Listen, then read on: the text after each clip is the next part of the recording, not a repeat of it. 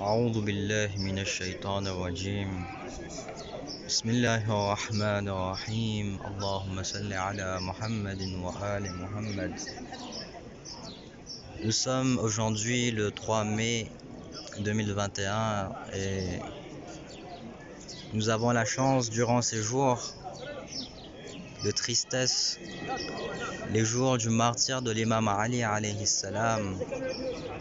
Nous avons la chance de passer ces jours auprès de lui à Najaf et nous avons la chance de visiter durant ces jours sa mosquée qui est la mosquée de Koufa, qui est située à proximité de Najaf. Chers frères et chères sœurs, cette mosquée a une importance dans l'islam. Dans cette mosquée, nous avons des maqams, des stations au nom des prophètes, en passant par le prophète Adam alayhi salam, qui lui-même a une histoire en rapport avec cette mosquée, en passant par les autres prophètes comme Al-Ibrahim alayhi salam, en passant par les autres prophètes comme Nuh alayhi salam et son arche. Et ces prophètes ont tous une histoire avec cette mosquée, sont tous venus ici prier dans cette mosquée. Et au milieu de cette mosquée, nous avons une station qui s'appelle Maqam Muhammad sallallahu alayhi wa alihi, qui est la station du prophète Muhammad, le dernier prophète de l'islam. En effet, il est dit que le prophète Muhammad sallallahu alayhi wa alihi, quand il partait au Mi'raj, il demanda la permission à Jibril de descendre ici dans cette mosquée et pria une prière de 2 rakats au milieu de cette mosquée. Et puis nos imams alayhimus salam, nous avons même des maqams au nom de l'imam Zainul Abidin alayhi salam.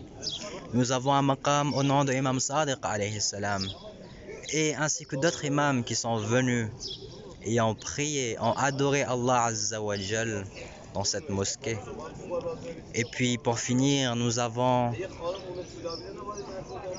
les 2 tombes de Muslim ibn Aqil alayhi salam et de Hani ibn Urwa alayhi salam qui sont situés dans cette mosquée.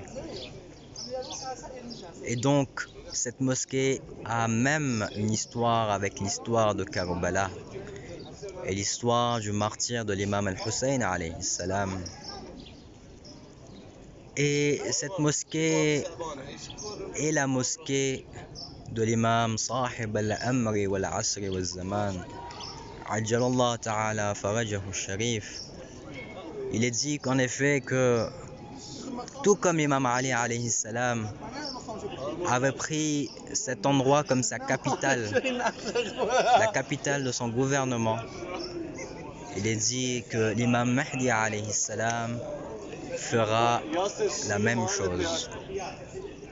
Et subhanallah, dans cette mosquée, nous avons des histoires incroyables de tout ce qui s'est passé avec Imam Ali alayhi salam, tous les jugements qu'Imam Ali alayhi salam a donnés ici. Et nous avons même des maqams, Daqatul Qada, maqam Baytut Tasht, qui montrent les miracles et les jugements incroyables qu'Imam Ali alayhi salam a donnés durant son khilafa.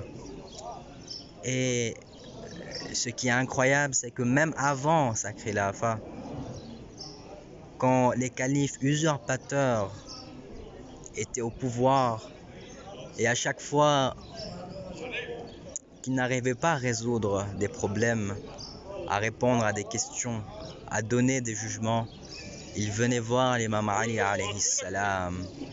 Et le fait que les gens ont eu besoin d'imam Ali, et l'imam Ali alayhi salam n'a pas eu besoin des gens, est une preuve amplement suffisante pour dire que le vrai calife et le premier calife n'est autre qu'imam Ali salawatullahi alayhi. Et c'est dans cette mosquée qu'Imam Ali alayhi salam priait. Venez faire ses ibadat, venez prier, venez donner l'appel à la prière et diriger la prière. Et nous avons un endroit dans cette mosquée qui s'appelle Mihrab Imam Ali ibn Abi Talib. Et y a-t-il un meilleur endroit pour commémorer le martyre de l'imam Ali alayhi salam, excepté dans cet endroit? C'est cet endroit où nous nous dirigeons actuellement. C'est dans cet endroit que Imam Ali alayhi salam était en train de prier sa prière. Et c'est ici même qu'il reçut son coup d'épée. Alors imaginez ici cet endroit, il y a un peu plus de 1400 ans. Imaginez cet endroit, il y a plus de 1400 ans, où l'imam Ali alayhi salam était en train de prier. Et ici qui reçut le coup d'épée et ainsi tacha sa propre barbe de son propre sang. Et imaginez l'appel et le cri de Jibril alayhi salam au moment de cet événement,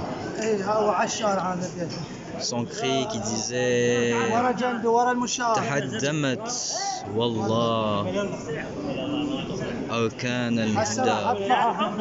Par Allah, les piliers de la guidance se sont effondrés. Et imaginez l'imam Ali alayhi salam dans cet endroit même dire Fuztu wa rabbil Kaaba. Je suis victorieux, j'ai réussi par le Seigneur de la Kaaba.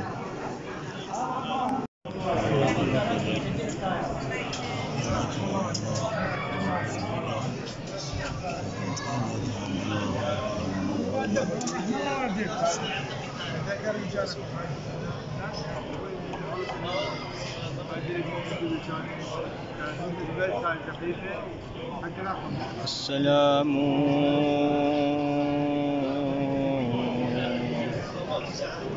عليك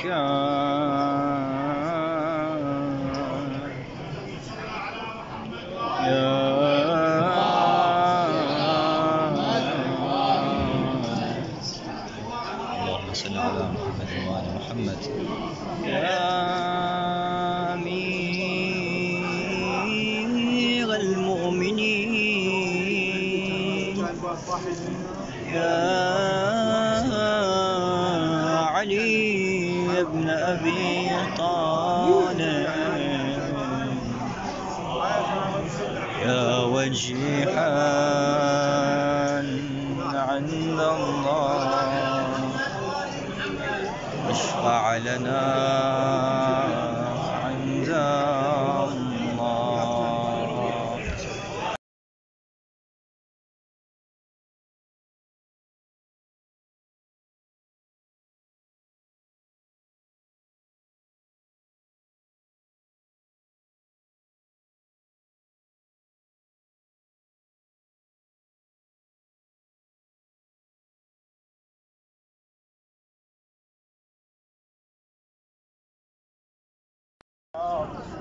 Chers frères et chères sœurs, nous sommes à présent en face de la maison de l'imam Ali alayhi salam qui se trouve à quelques minutes de la mosquée de Koufa. Et c'est ici qu'on amena l'imam Ali alayhi salam après qu'il reçut le coup d'épée sur la tête. Il y a une narration de Asbar bin Nubata qui nous dit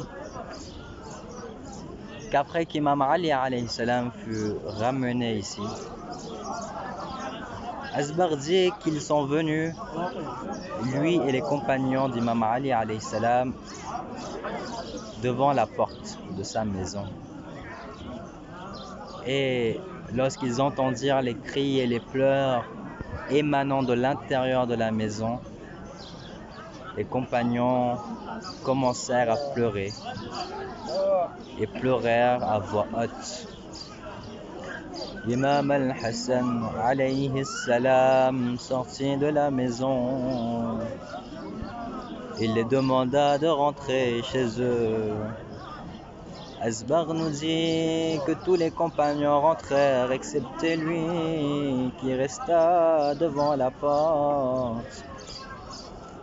Ainsi, quelque temps après, quand Asbar entendit de nouveau les cris et les pleurs de l'intérieur de la maison, il commença lui-même à pleurer à voix haute.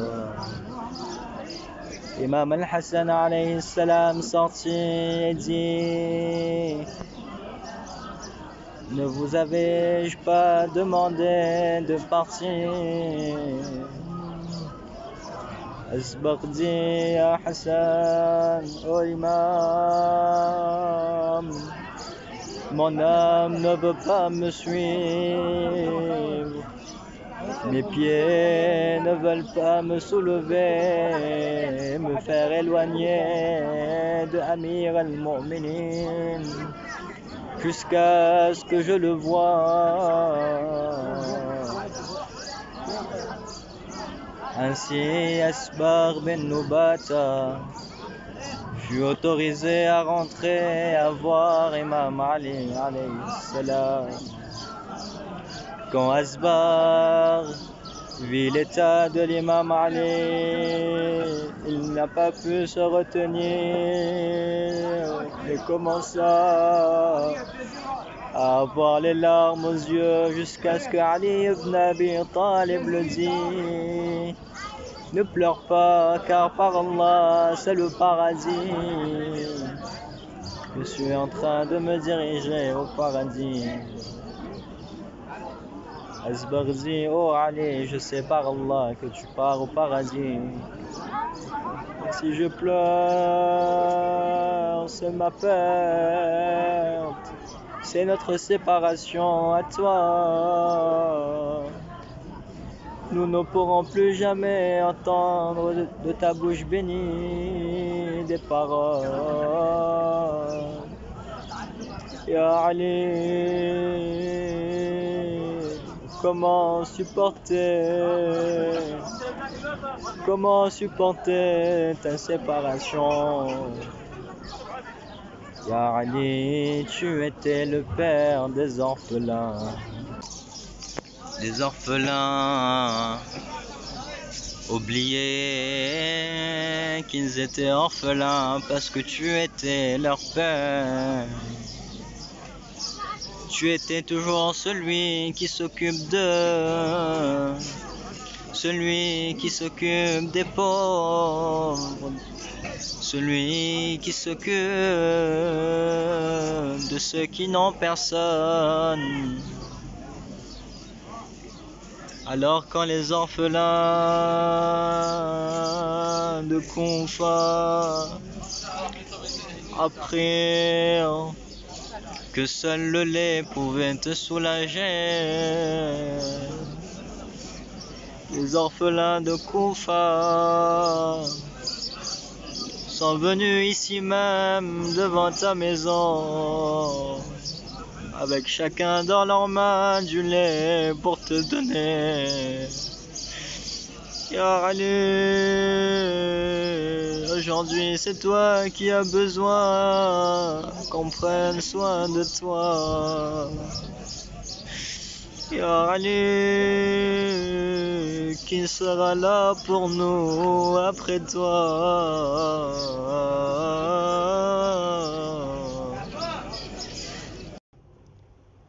Inna lillah wa inna